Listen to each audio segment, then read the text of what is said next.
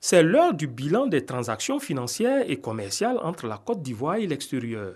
En 2013, le compte courant de la balance des paiements du pays a affiché un déficit de 163,7 milliards de francs CFA.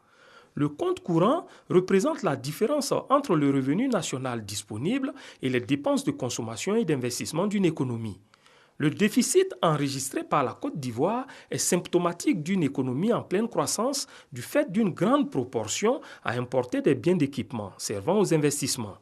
N'empêche, la Banque centrale des États de l'Afrique de l'Ouest, BCAO, a identifié deux grandes mesures pour inverser la tendance dans le long terme. C'est pourquoi, dans le cadre du PND, il est demandé premièrement d'augmenter les revenus par un accroissement de la transformation des produits, une augmentation des ressources de l'État à travers des dispositions fiscales et une baisse des taux d'intérêt des banques pour favoriser le crédit.